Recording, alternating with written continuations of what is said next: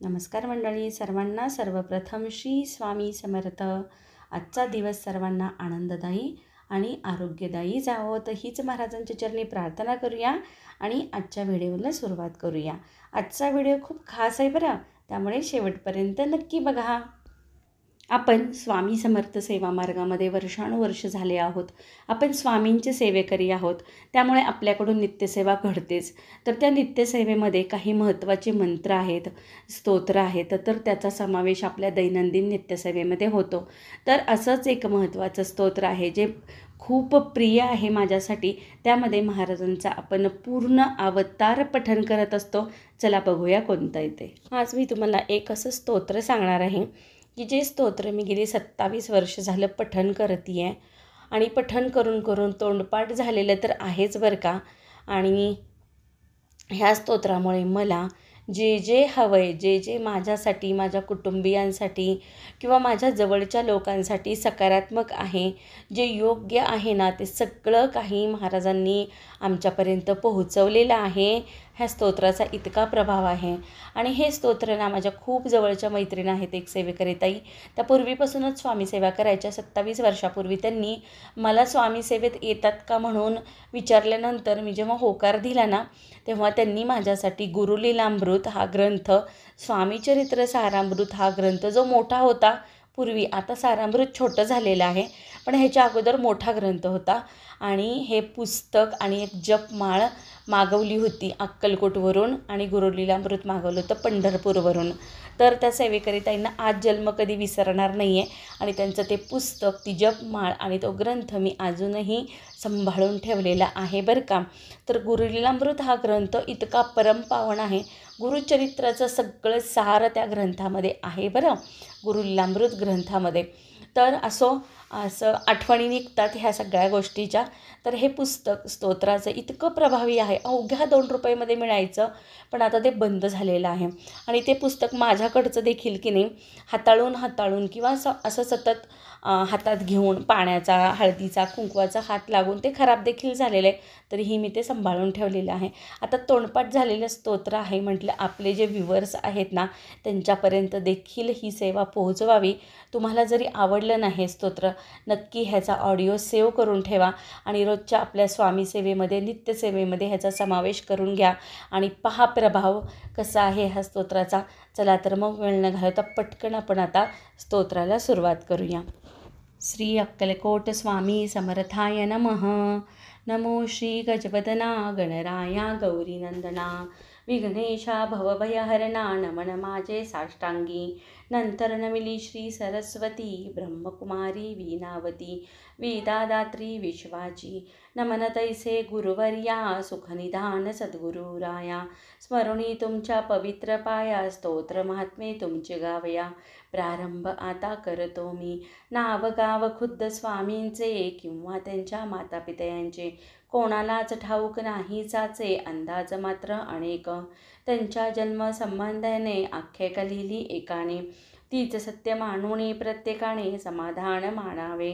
म्हणे उत्तर भारती एका स्थानी, घनदाट कर्दळीच्या वणी. स्वामी प्रकटले वारुळातुनी, लाकूड तोड्याच्या निमित्ताने. कुऱ्हाडीचा घाव बसून त्यांचा राहिला कायमचा व्रण. आगळी ती अवतार खूण, प्रत्यक्ष पाहिली सर्वांनी. एका भक्ताने केला प्रश्न, स्वामी तुमची जात कोण. तेव्हा दिले उत्तर छान, सोमुखे समर्थांनी. मी यजुर्वेदी ब्राह्मण, माझे नाव नरसिंह भान. काश्यप गोत्र रासी मीन, ऐसे स्वामी म्हणाले. खरे खोटे देव जाणे, बरे नाही खोलात शिरणे. ईश्वरी करणीच्या कारणे, आपण काय शोधावे. दत्तात्रया तुम्ही निराकार निर्गुण, नरदेह तरीही केला धारण. सकळ भूप्रदेश केला पावन, आपल्या चरण स्पर्शाने.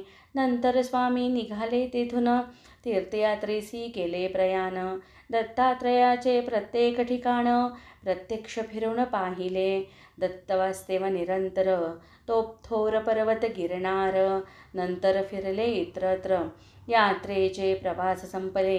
तेव्हा मंगळ वेढ्यासी आले, तेथे थोडे दिवस राहिले. दामाजीच्या गावात काही काळ तिथे गेला. पुण्यवंतांचा प्रभाव कळला. जनसमुदाय भजनी लागला. साक्षात्कारी यतीच्या पुढे अक्कलकोट हे वास्तव्याचे झाले ठिकाण. अखेरपर्यंत तेथेच राहून आनंद लीला दाविल्या. तेजपुंज शरर घुमटे, सर्ण नासिका कान मोठे, अजान भाऊ कोपिन छोटे, दिगंबर असती सर्वदा. बाळाप्पा चोळाप्पादी सर्वांनी, लहान मोठ्या अधिकाऱ्यांनी, गरिबांपासून श्रीमंतांनी सेवा केली यथाशक्ती. जय जय तुमच्या भजनी लागले, त्यांचे त्यांचे कल्याण झाले. हवे हवे ते सारे मिळाले श्री समर्थ कृपेने. पुढे संपल्या लीला संपले खेळ, ताटा तुटीची आली वेळ. स्वामी म्हणजे परब्रह्म केवळ, परब्रह्मात मिळाले. शके 1800 बहुधान्य सत्वत्सरी, चैत्रवद्ध त्रयोदश मंगळवारी, पुण्यघटिका 3ऱ्या प्रहरी, स्वामी गेले निजधामा. बोलता बोलता आला अंतकाळ, प्रकृतीत झाली चलविचल. क्षणात पापण्या झाल्या अचल, निजानंद झाले निमग्न. वचनपूर्तीसाठी निर्वाणानंतर 5वा दिवस शनिवार, स्वामी प्रगटले निलेगाव बाहेर. दिले दर्शन भाऊसाहेबांसी, ऐसा येती दत्त दिगंबर, संपूर्णी आपला अवतार. निजधामी गेला निरंतर, भक्त झाले पोरके. बातमी जेव्हा सर्वत्र पसरली, जनता शोकाकुल झाली. सर्व भक्तमंडळी हळहळली, अन्नपाणी ही सुचेना. गावगावची भक्तमंडळी अक्कलकोटी गोळा झाली. समर्थांची समाधी पाहिली आपल्या साश्रू नयनांनी. 4था अवतार इथेच संपला, तरीही चैतन्य रूपे तेथेच राहिला. अक्कलकोट पुण्यभूमीला शश्वत प्राप्त झाले. अजूनही जेती समाधी दर्शना, त्यांच्या व्याधी आणि विवंचना, संकटे आणि दुःखे नाना स्वामी दूर करतात. याचे असते असंख्य दाखले, अनेकांनी खरोखर अनुभविले. म्हणून महाराजांची पावले आपणही वंदूया.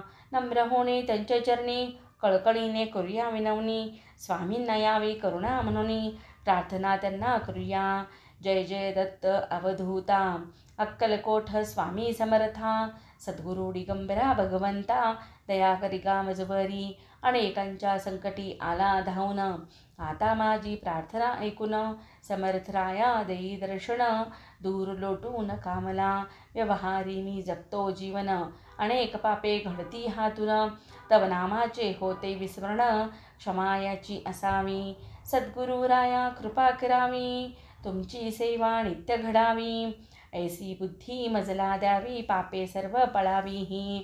सुखाचे व्हावे जीवन एक, धनदौलत मिळावे पुत्र पौत्र सुख. ग्रह सौख्य वाहन सौख्य, अंती सद्गती लाभावी. तुम्ही प्रत्यक्ष कैवल्य ठेवा, म्हणून याचना करतो देवा. उदार मनाने वर द्यावा, आणि तथास्तु म्हणावे. तुमची होता कृपा पूर्ण, जीवन माझे होईल धन्य. म्हणून आलो तव पायी शरण, दत्तात्रया दया घणा. मी एक मानव सामान्य, तुमची सेवा नित्य घडावी म्हणून. या पोथीचे करतो वाचन, दान द्या तुमच्या कृपेने. वेडूवाकडी माझी सेवा, स्वीकारावी स्वामी देवा. वरद हस्त नित्य मस्तकी ठेवा, एवढीच अंती विनंती. शके 1899 वर्षी, चैत्रमास शुक्ल पक्षी, शुभरामनवमी दिवशी पोथी पूर्ण झाली ही. स्वामींचे चित्र ठेवून पुढ्यात, किंवा स्वामींच्या एखाद्या मठात बसून ही पोथी वाचावी मनात. इच्छा सफल होईल. माणिक प्रभू सै शिर्डीश्वर, अक्कलकोटचे दिगंबर. एकाच तत्वाचे 3 नाम, भेद त्यात नसे मुळी.